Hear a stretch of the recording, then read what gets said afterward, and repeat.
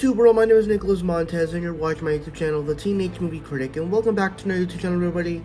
I'm so excited to have you all back here together again, and in today's video, I know that I'm a little bit late on this one because, it was New Year's, so, people are going to be doing things, and I was doing something, so, with my family, but we're back, and today we're doing all of the retro movies all the first watches that I saw in December of 2023, and then shortly after this video is done, and once I upload it, I will be doing my big live stream where I rank every single film that I have watched, whether it's the first time watches or the 2023 movies.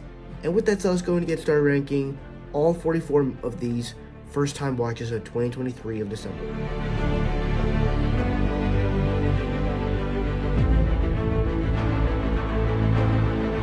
I think what this film did so terribly wrong is it took everything that was so special about the Charlie and the Chocolate Factory film and basically made it worse and just so disgusting. Whether it's Johnny Depp's performance as Willy Wonka, the whole candy scene, the whole Candyland scene is just made to feel gross, and none of the chocolate makes it feel like it's supposed to be scrumptious.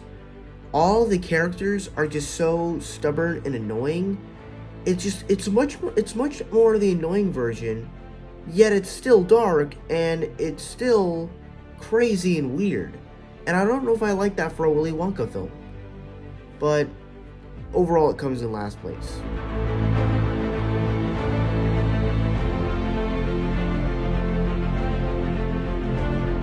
So when it comes to this film, as I was watching all of the Die Hard films for the very first time, this is the Die Hard film where I kind of felt like I was just bored with it. Nothing really excited me about it. None of the action, none of the characters, none of Bruce Willis's performances. It's like, it's just there. Like, nothing about this movie is really compelling, so it easily comes in a second last.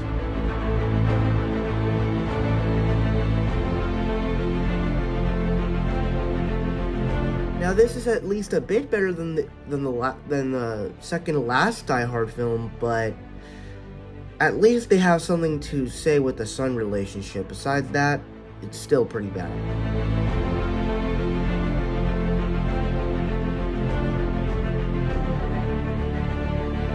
Now, I at least like this movie just a little bit. It has that Zack Snyder flair that I enjoy with his films, whether it's slow-mo and some of his action.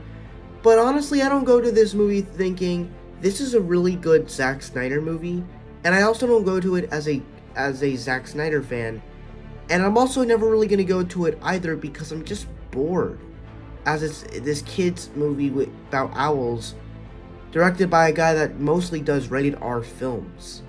So that's just weird to me.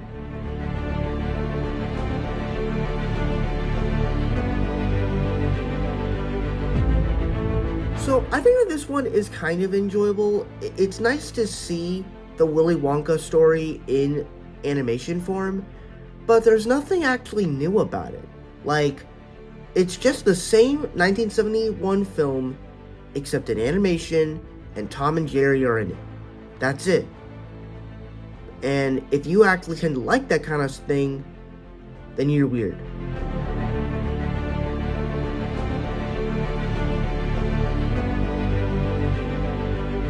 Now, as I was watching most of these Illumination films to prepare for my Illumination tier list, Minions was the one that I had the most conflicting feelings about because it's the most fun of all the most fun I've had with the Illumination films, but it's also one of the most dumbest movies as well. That's kind of why I liked Minions: The Rise of Gru, because while the Minions are kind of the main characters, you have a centered character with Gru, which we'll talk about that movie later, but with this one, it doesn't really have a centered character. None of our Minions have a specific arc, and you can't really connect with them because they're just scene stealers, and that's really what they work for. So, it comes towards the bottom, but it's at least more enjoyable than the last couple ones I just mentioned.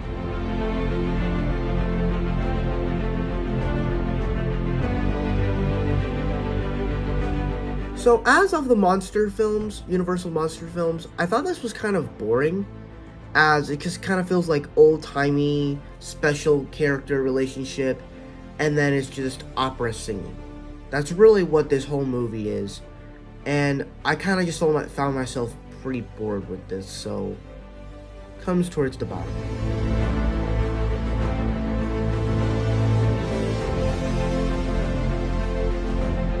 Now with Early Man, pretty much every other movie I'm starting to kind of like, and with Early Man, it has all the Aardman style animation that I enjoy from these films. The thing that I just kind of didn't really, I didn't like that it kind of mixed in, like, it had an interesting premise of mixing caveman with like the Bronze era, but like they're playing football, so they have to play football in order to get their land back. And so I was thinking maybe this would be like prehistoric Pocahontas from Aardman, but that's not really what it was. So I was just kind of disappointed. It still has that animation and those character dynamics that I love, those character stuff I love. But other than that, it's easily my least favorite of the Aardman films.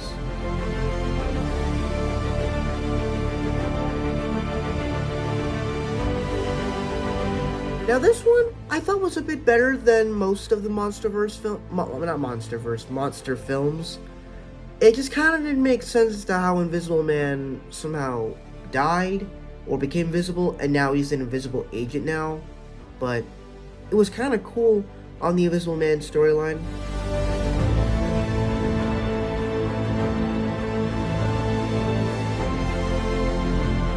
So this was my Christmas film for 2023, and, you know, I don't necessarily like to watch Hallmark movies just because they're too cheesy, but this one was fine. It has the Christmas spirit, so I think most people will enjoy it.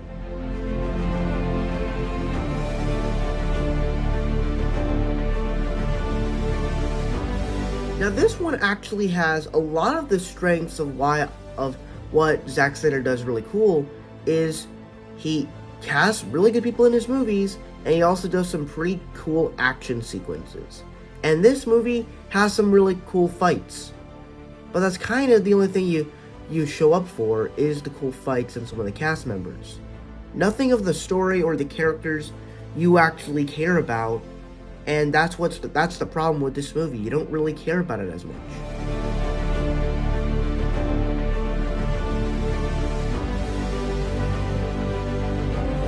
Now this one I actually kind of liked, as it didn't actually focus on a murder, on like a certain horror person, but it focused on animals. And there was even this lion and tiger fight that I saw one time, like a long time ago, and I'm like, wait, that fight is from this movie? I'm like, that's really cool. And so it's good enough, but I kind of feel like the ending could have been better.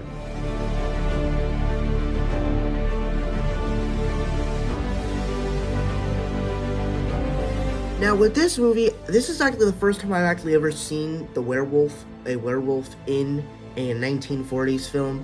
And the way that they do the transformation of him becoming the wolf is possibly one of the best things I've ever seen in film.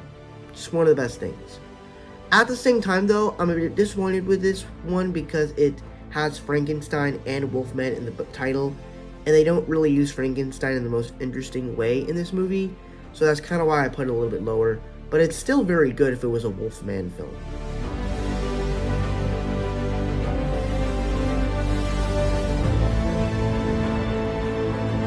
Easily one of the most dumbest movies, but I kind of liked it with Zack Snyder, as it's a pretty dumb film, but he manages to make it pretty cool.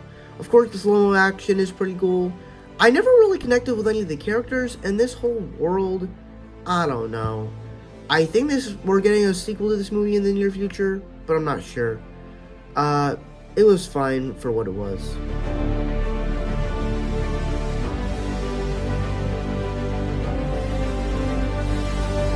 Now, Hop, I would say, is actually the most enjoyable of all the Illumination films, as it actually takes a premise of the Easter Bunny and kind of makes a little bit of a lore out of it, and the characters are fun.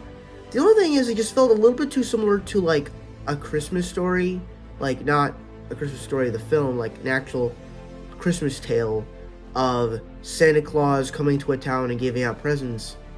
And I'm not sure how I feel about that. Like, he delivers eggs, Santa delivers presents. The Easter sleigh, the chick sleigh, like all this stuff that's so similar to reindeer and Santa and Christmas. Not quite sure how it fits, but I still really enjoyed it though.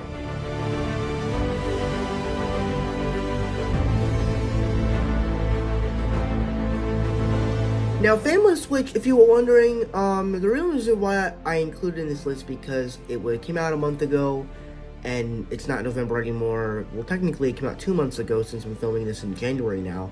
But I wanted to watch it because I like these types of premises, I like the cast, and I like these people, so I thought I was kind of excited to see it, and obviously I wasn't expecting it to be great or anything considering of this premise and Netflix, but I liked it for what it was. I thought I like this guy from Hangover. I like Jennifer Gardner in some movies.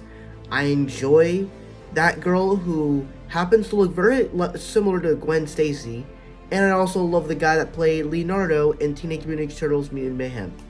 So it was just a fun freaky Friday movie except the whole family gets switched. So I thought that was kind of fun.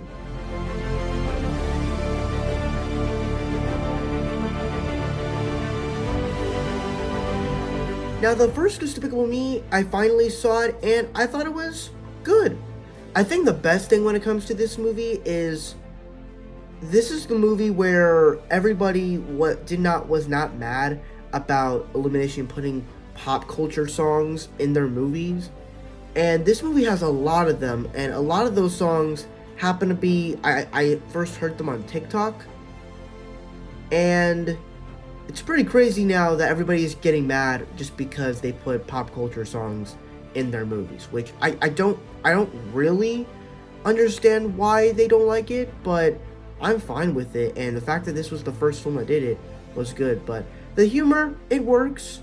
The character of Gru was fun, and it's just a nice little fun movie. The Minions steal the show, though.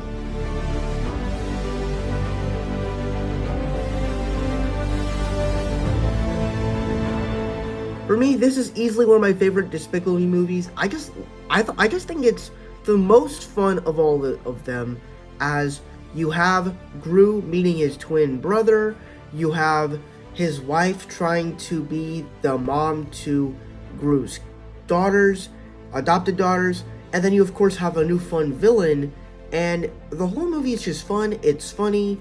You get some more steal moments with the Minions, and it's just a pretty enjoyable film for the Despicable Me franchise.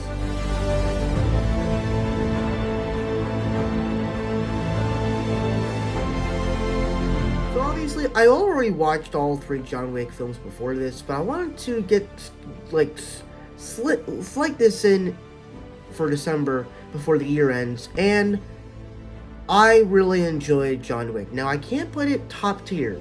It is, if we're talking about John Wick films or the John Wick universe, it would be my favorite project of all of them, because we also got Ballerina and the Continental on here. But with John Wick, what I really enjoyed about this film is just how much action was put into this film, how big and epic it was. That you can have Keanu Reeves using nunchucks, but you also get other people involved in the action, and all the other action sequences are lit in cool places. They have cool colors to them. You have cars, horses, dogs, new characters joining in the fights, and it's just, you even have one-take shots. It's just a brilliant way of what Hollywood can do with action movies these days. Like, they can go practical without being big CGI films, and I love that.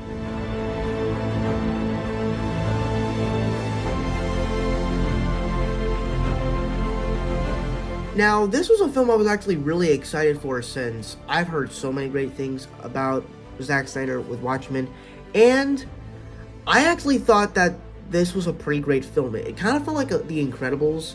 What if The Incredibles existed in the world, and how would like society do that?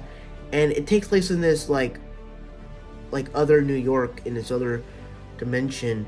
And I thought it was actually really cool. Like they do so many interesting things with like these different superheroes and all these different characters, and it's just a fun superhero film. They even have like one of the superheroes fighting like protesters, and I'm like, that's actually something I never saw. The action is quite fun, and some of the characters are pretty good. And you even get to see an Owen Wilson before he became Ocean Master, and he was Owlman, so that's cool.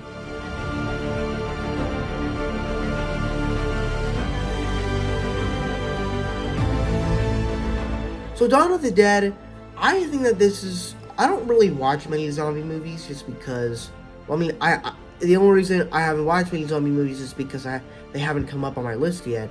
But with Dawn of the Dead, I thought this was a very uniquely well-made film that explored a zombie apocalypse and all these different characters that were just normal people, and they are now put into this situation of having to survive. And it's just all this interesting stuff, but has all that Zack Snyder action and stuff. And so I thought that this film was pretty great.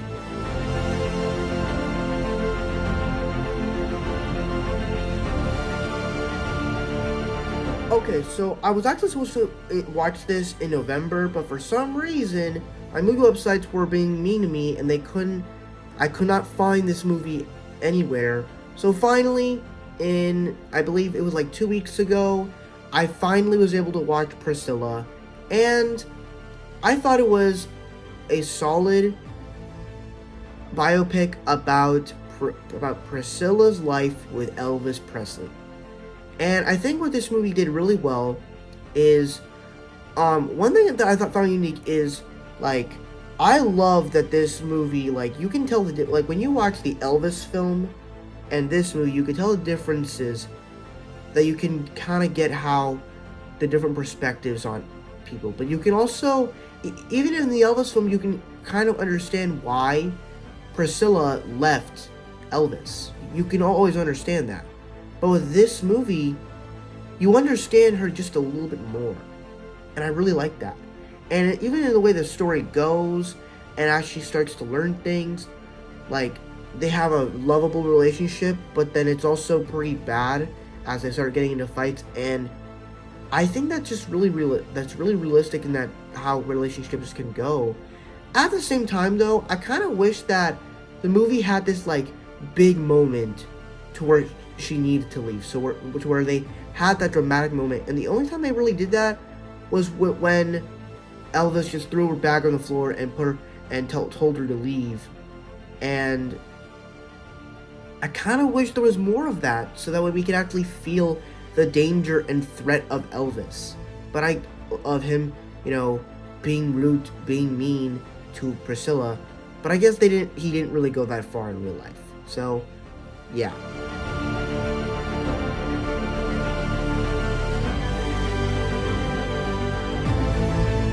So for me, I thought this was actually a pretty great sequel to the original Godfather. What I really appreciated is the way that it was able to balance the backstory of Robert De Niro's character and Al Pacino's character. I'm sorry, I forgot their names. I'm so sorry. But I love the way that I was able to balance it. And even when as you see Robert De Niro appear in this film as Vito Corleone, and then you have Michael Corleone, and you start to realize, like, wait, how is he the guy that turns into Vito Corleone?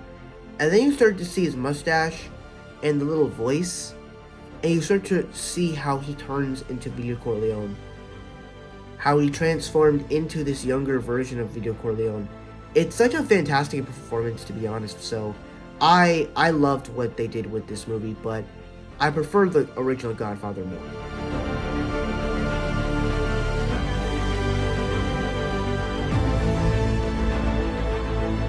So Rustin, this was another one I actually sneaked in here because I wanted to watch some pretty great movies from Netflix. And this is basically Bayard Rustin, who was on the Washington March in in the 1960s, I believe, when Martin Luther King was alive. And I thought this was actually a pretty interesting movie. The performance of this guy is fantastic.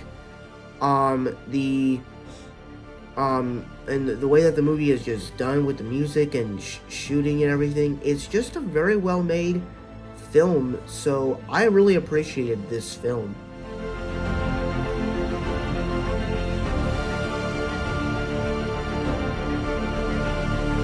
Now this movie actually quite interested me, as it's a movie about an actress who goes to this person that she's going to be portraying in a movie.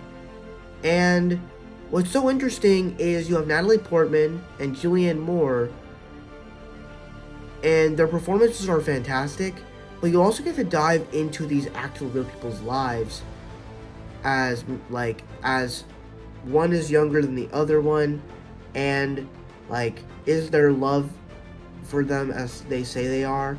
Their performances were great. It didn't fully work for me. I kind of feel like the ending threw me off a little bit, but other than that, it's a pretty great, awesome movie with pretty good performances.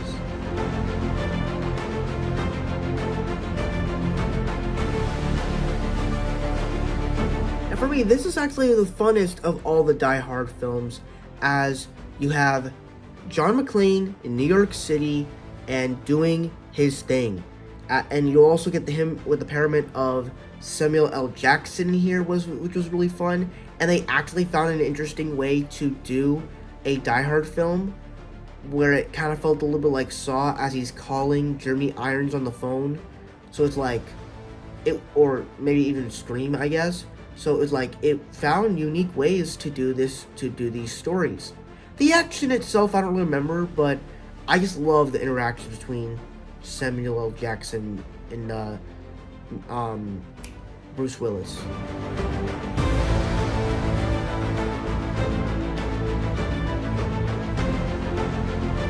So for me, I actually thought this was a great sequel to the original Die Hard, as the first film was about an action movie in a building. Now this one is in an airport, and they do unique things with it, where they can blow up a plane, they can fight terrorists through the through the case vault. It's just so much fun action and stuff. And also you got the people that don't support John McClane, plus the cop in the other city in LA going and trying to help him, and then you have the wife on the plane. And so it just makes for an interesting experience for a Die Hard film that lives up to that first film.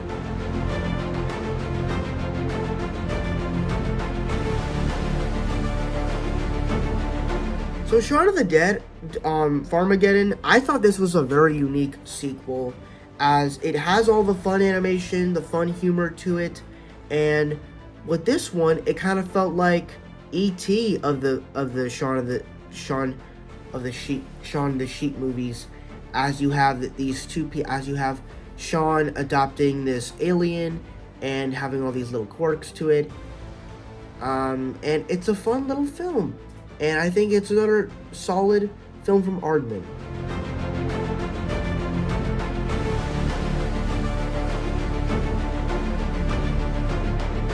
So with this movie, I think what I personally loved about it was a story with Robert Downey Jr., which, by the way, this is one of his best performances yet.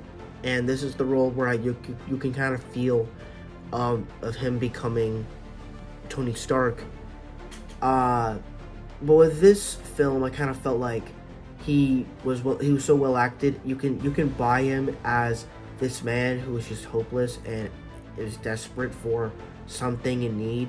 And so I just love the way they did his performance in this film. So it was just so powerful. And when he dies at the end, it's pretty sad.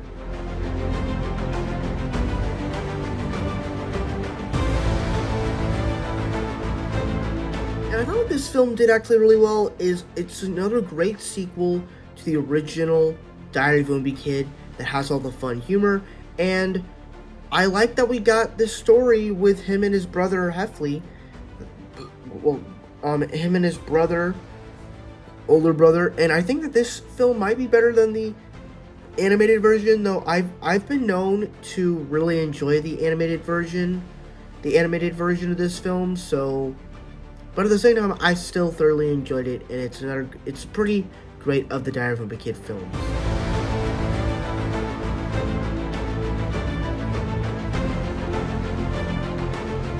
Now, I don't know if I would consider this to be a top tier action movie for me, but it is pretty great as it does a great job of establishing Bruce Willis in this film as this New York City police cop. He has a deranged relationship with his wife, and so terrorists take over the building, so he has to go into action. And there's a lot of fun things, especially, and there's so much things that are set up throughout the movie, whether it's the walkie-talkie talk with him and the cop down outside, or the guy falling off the building. There's so much fun details about the film that do callbacks in newer films that take inspiration from Die Hard. So I really enjoyed Die Hard.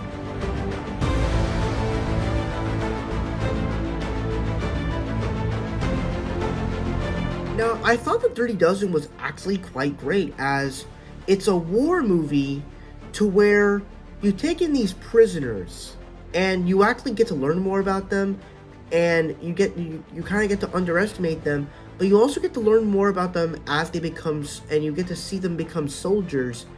And it's a really interesting movie.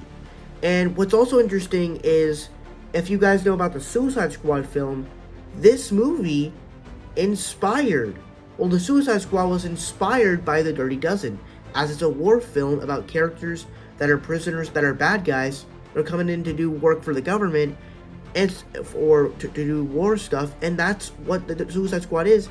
And this was the original film that did it, so I thought it was pretty great.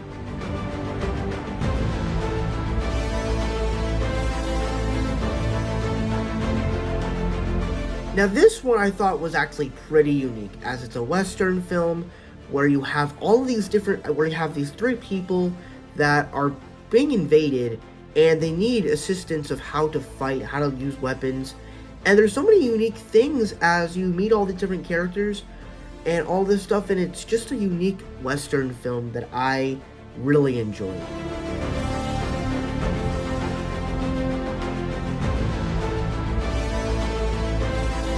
So if you guys are wondering why I watched John Wick 4, why I watched the Die Hard films, it's because all of those movies built up to create Violent Night that came out 2 years ago, and naturally I can finally say Violent Night is a great Christmas action film. And what I really enjoyed about this film was, of course, David Harbour as Santa Claus. You can really buy him as Santa Claus, but you can also buy him as the action hero who was this warrior back before he became Saint Nick.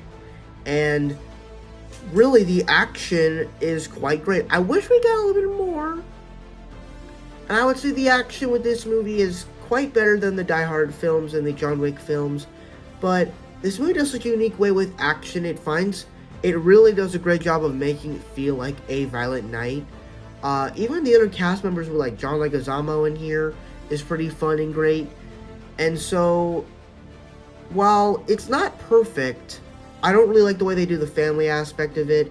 I think they could have been handled better. Hopefully when we get the sequel or the other continuation of this movie, it'll be better.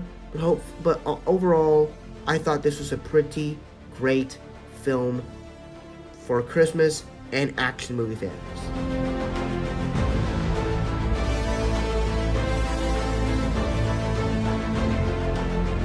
Now for me, this is easily my favorite Despicable Me movie, as well as the better Minions movie, as you put Gru in the center, and you have this just over-the-top performance with Steve Carell playing this younger version of Gru. But all of the characters in this movie, whether it's like the Vicious Six, or even the Minions learning Kung Fu, is so much fun. And just seeing the origins of how the Despicable Me franchise and where all these different characters came from, it's so much fun. And I just so enjoy this movie a lot.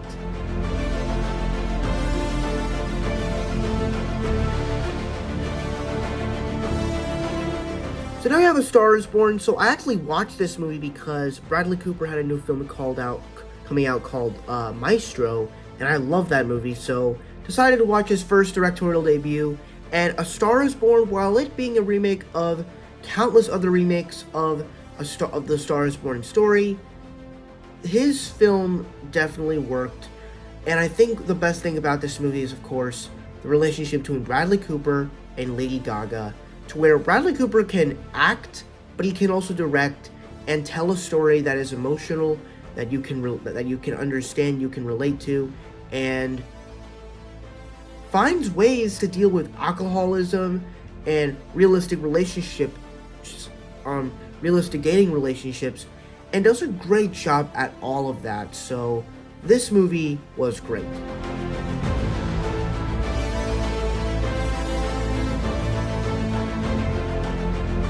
So this was actually my last watch of 2023, and by the way, I actually saw 396 films, including the retro films, first time watches in 2023, with Past Lives, as it's a film that came out earlier this year. I thoroughly enjoyed this movie, and what I really not enjoyed, but I really love this movie. As what I love about it is that it's plain and simple, but at the same time, as it's almost like an hour and 43 minutes, the movie's able to be so simple, yet so effective and emotional. Where you have these two childhood best friends who, one of them moves to New York and the other one stays in South Korea, and I think like 12 years after they finally meet each other again. They're talking on Zoom again, and then they finally meet each other in New York, and you can kind of tell, like, when she pushes him away, he starts to feel sad, but when he comes to New York to see her, she starts feeling sad, because, like, even as he leaves to go, after he goes to her Uber, and she cries in her husband's arms, like, as she hugs him, like, you can feel the emotions of this friendship. And I feel like, to me, that's a relatable story, as, like, you've been separated from your childhood best friend for so long, you reconnect with them, and it's like they're destined for each other, but they're destined for each other in a past life. And I think that's the brilliance of what makes this movie great.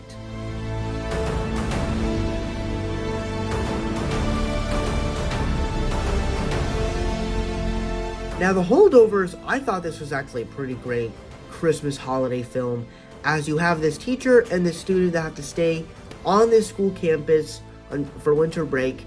And I think that this was a unique film where they started out not liking each other because of whatever reasons for teachers, but you start to learn a little bit more about each and every one of them. And then, as you learn more about his family and that he can't see his dad, he has no one for Christmas, and he had to go take his dad. And when the teacher makes the decision, he may not be brilliant, but he is smart. And so I love this movie. And also, seeing Paul Giamatti as not a non-screaming rhino character was really fun. So, I mean, was really great. So, I loved The Holdovers.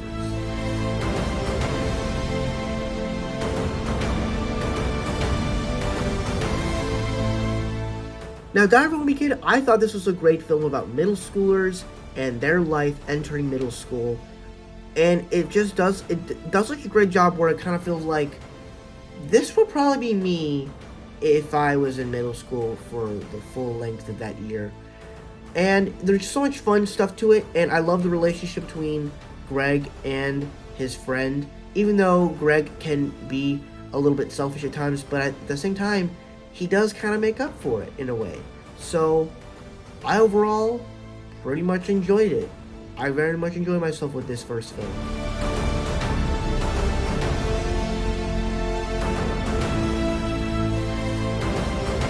Now, one of the original Shaun of the Sheep movie, I thoroughly enjoyed this film. The animation was actually really unique. The comedy is really funny, and then you also just have a nice relationship in the way they use the sheep characters as well as the dog. And the fact that the way that this movie is able to not have a single piece of dialogue, yet still be fun, entertaining, and likable, that's the power of Aardman film, that they can do that.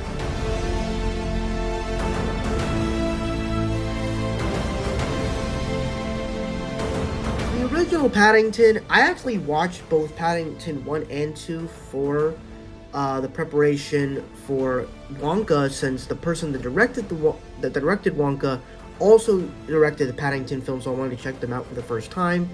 And the first Paddington, I think, is a delightful film that does so many unique things with Paddington the character. You like that he likes marmalade. You like the family aspect and him eating stuff and doing all the fun shenanigans around everything and getting sticky things all over the thing. It's just so much fun when it comes to this movie, so I love Paddington.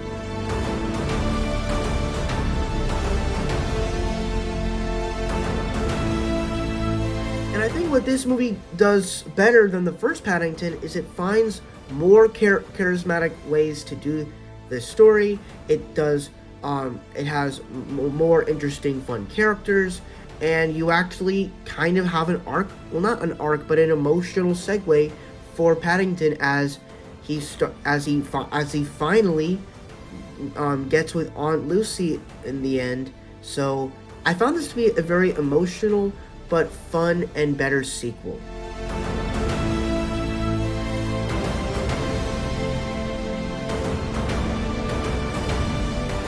Now, Pirates, as this is one, I would actually say this is my favorite Aardman film, as it uses the animation style in such unique ways, but at the same time, it also does this story with pirates and Charles Darwin and extinct animals and Queen Elizabeth, and it mixes all that together in a very complex narrative that I never thought I would actually like. So overall, this movie does so many unique things right that is wild to me.